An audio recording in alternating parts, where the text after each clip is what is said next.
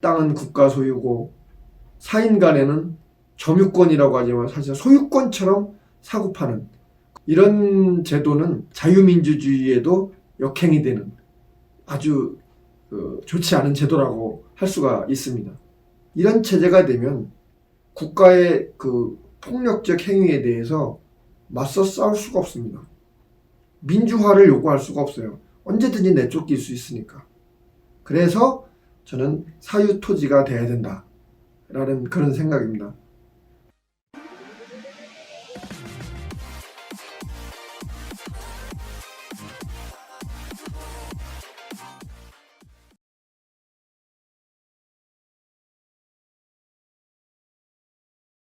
안녕하세요. 자유시민 여러분.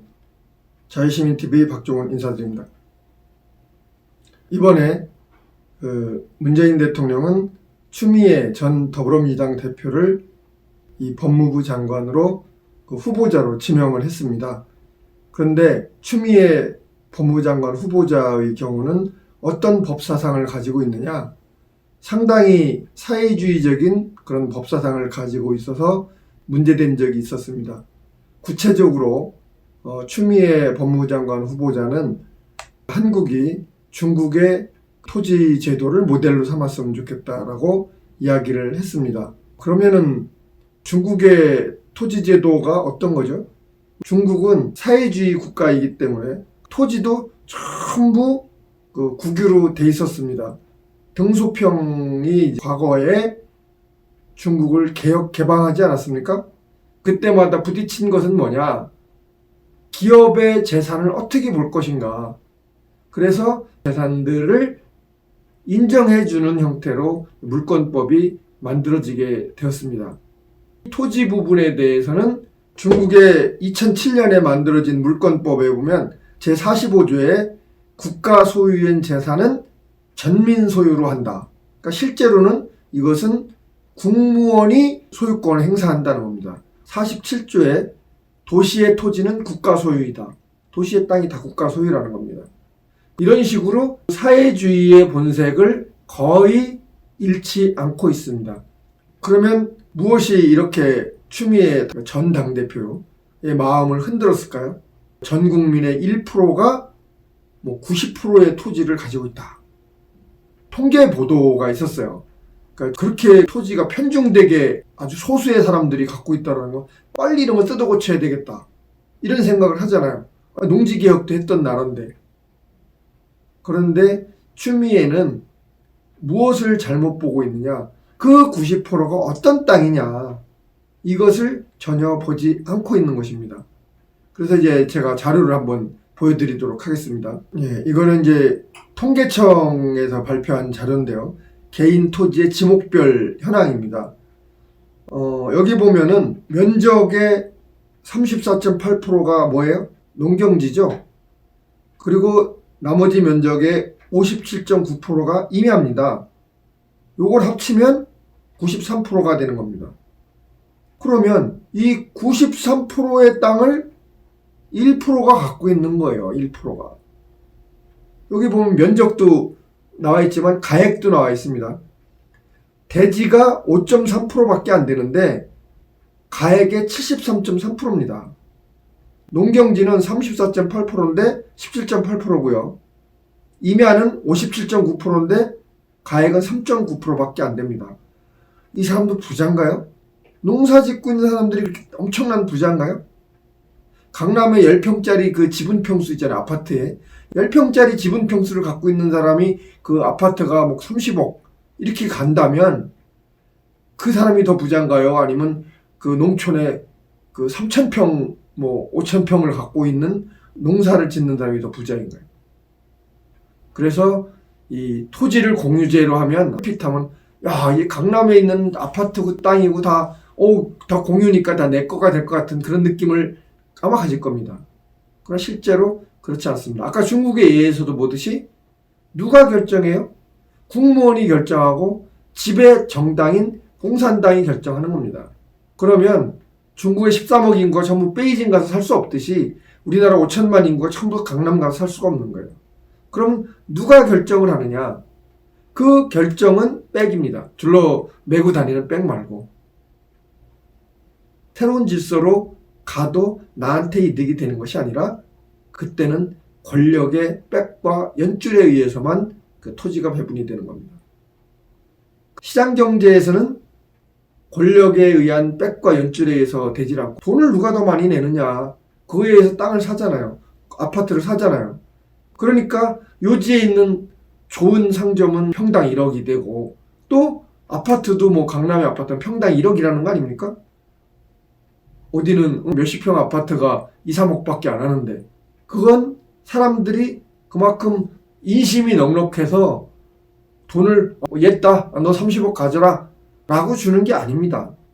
저희가 필요하니까 모으고 모아서 30억을 넣는 거예요. 그리고 그 자리를 차지하는 겁니다. 시장경제는 첫째로 타인을 위해서 봉사하는 체제잖아요. 이 가게들 봐요. 가게들이 다 남한테 필요한 거를 팔려고 물건을 진열해놔요.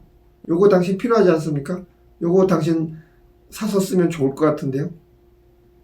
음식점도 배고플 때 다른 음식점보다 이 음식점이 맛있을 겁니다. 이런 광고를 하잖아요. 그러면 요지에 갈수록 좋은 상점, 좋은 음식점이 있는 거예요.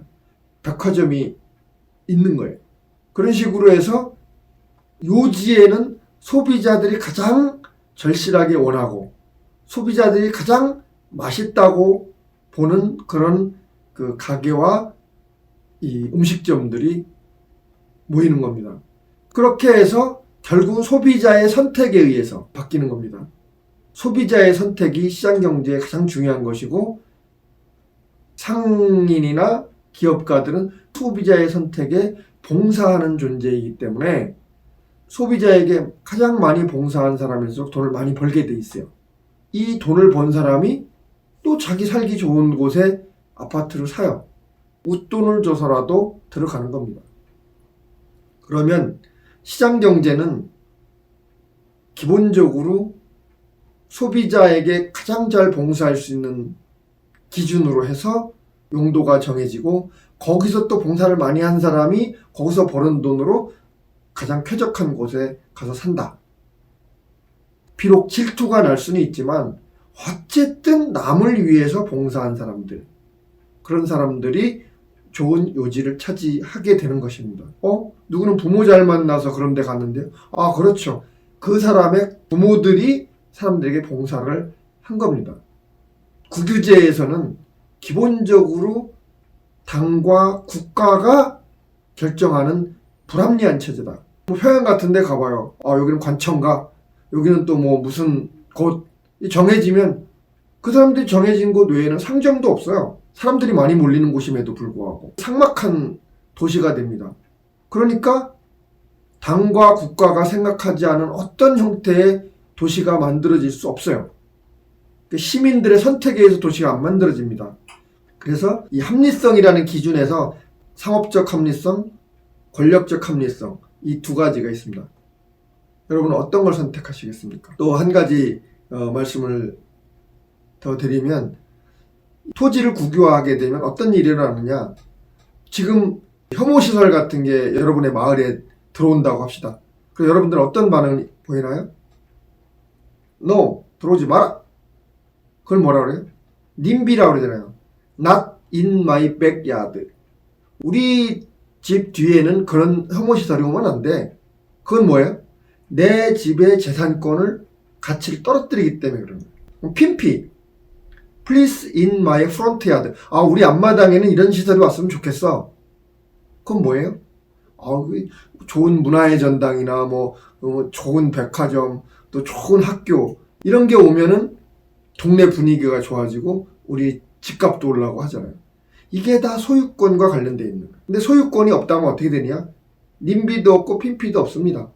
그럼 거기에 공해물질을 만들어내는 공장이 딱 들어와도 뭐라고 얘기를 못해요.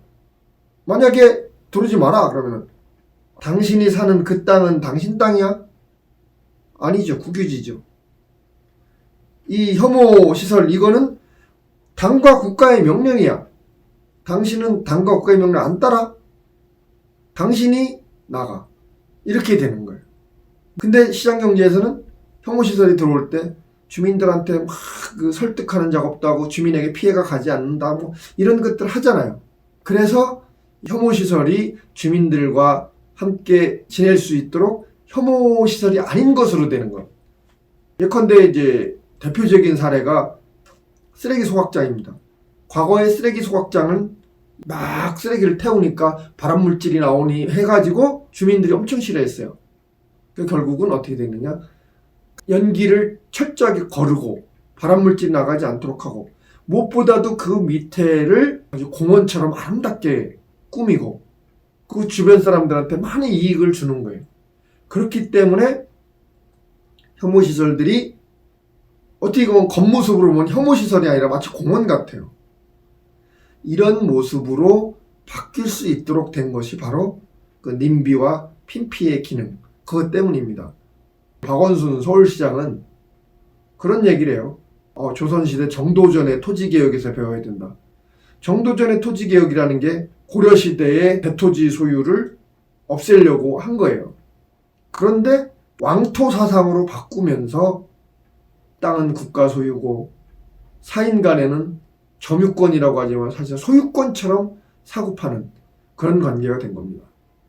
이런 제도는 자유민주주의에도 역행이 되는 아주 좋지 않은 제도라고 할 수가 있습니다. 그러니까 조선시대처럼 이런 체제가 되면 국가의 그 폭력적 행위에 대해서 맞서 싸울 수가 없습니다. 민주화를 요구할 수가 없어요. 언제든지 내쫓길 수 있으니까. 그래서 저는 사유토지가 돼야 된다라는 그런 생각입니다. 그냥 순전하게 우리끼리 서로 협의해서 한다라고 얘기를 할 때 어떤 일이 일어나느냐. 하딘이라는 분이 생물학자인데 공유지의 비극이라는 The Tragedy of Commons라는 논문을 썼습니다. 이 네이버 지식백과에 나온 이 그림처럼 목초지가 있어요. 목초지에 양들을 기릅니다. 그런데 각 집집마다 양 20마리씩 기른다고 해봐요. 근데 공유지니까 내가 30마리, 40마리 기르면 어떻게 되겠어요? 그러면 나한테 이득이잖아요. 이 목초지가 파괴되는 거는 나한테는 n분의 1 손해예요. 그래서 결국 양떼가 많아져가지고 목초지가 황폐하게 됐다. 그래서 공유지라는 거는 모두를 황폐하게 만드는 그런 제도다 라고 이제 얘기를 한 거예요. 만약에 이걸 사유권이 확실히 인정돼서 n분의 1로 나눠서 20마리씩 키웠다고 생각합시다.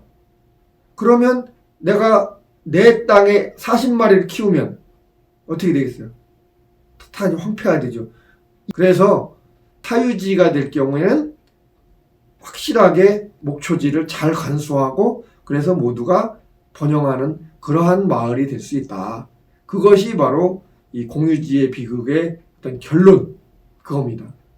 전에 조국 법무시 장관을 우리가 검증을 할 때 자기는 여전히 사회주의자고 토지 공유제가 좋고 이런 얘기를 했었습니다. 프롤레타리 혁명을 이루면 노동자들이 엄청나게 잘 살 것처럼 했죠. 우리나라에 있는 기업들은 기업이 잘 됨에 따라서 노동자들이 보수도 올라가고 집도 사고 냉장고도 사고 자동차도 사고 때가 되면 밖으로 놀러 다니기도 하고 그랬습니다. 중국 노동자들, 소련 노동자들, 북한 노동자들 어땠습니까? 다 당중앙의 지시를 이행하는 노예가 됐고 기계가 됐습니다.